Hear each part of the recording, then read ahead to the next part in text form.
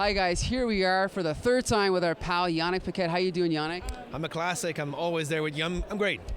Great. Okay, let's talk about this. Let's go right back to the beginning. When you were growing up, what kind of comics did you like to read?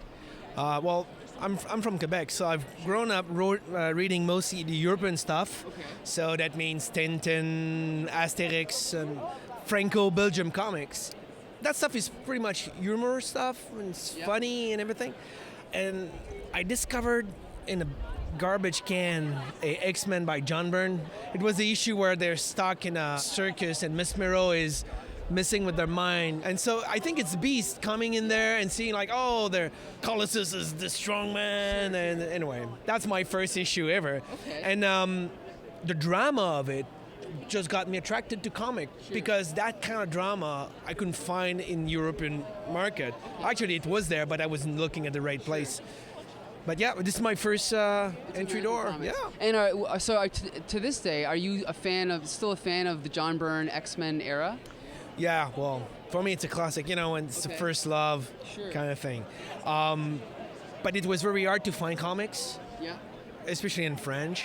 Okay. And at the library, the only thing I could find was older stuff like Prince Vaillant or the EC material. Sure. And it became my understanding of this was the American market. Okay. I was wrong because we were mid-'80s at that time, and the American comic was something else than what I thought it would be. Yes. But I grown up with, Bernie Wrightson, Al Williamson, and, these guys. What about Kevin Nolan? Is he an influence of yours? He's absolutely an influence. I mean, it's obvious. You look at my stuff, it's right there. But what happened is, it's the modern incarnation of my love for double lighting that I've acquired through Bernie Wrightson. So Bernie would do this, like two lights coming from both sides, creating a pattern of complex shadow on the body. He would do this with a feathering rendering because he's a brush master. Kevin would do almost the same kind of way to create drama with double light, but he doesn't do the feathering. Okay.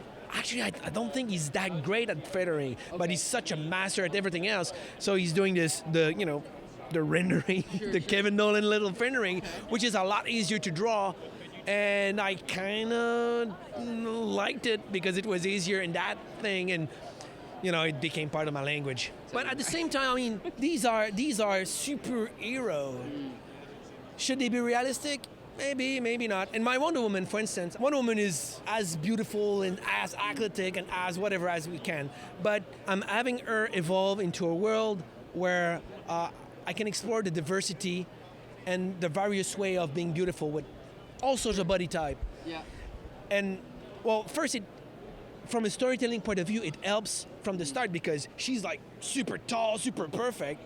And the other girls around her, they are beautiful, but not in the same kind of archetype. So she really looked like awkward and like almost like that's a god because it's impossible. So it helps to make her look more beautiful, but at the same time it convey a better, more positive message. As I look at some comics, and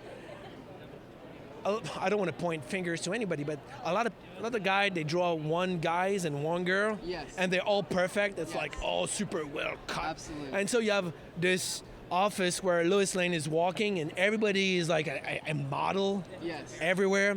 Well, clones of each other. Yeah, so that none of them look beautiful to me because suddenly they all like mannequins. Nah, they're almost logo of logo woman.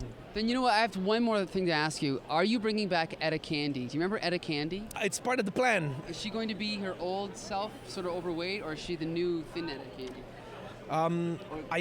I don't know if I can say anything, but I think Grant already did. Okay. But yeah, we're going for a Etta that is pretty happy with her body type. Okay. Pretty generous.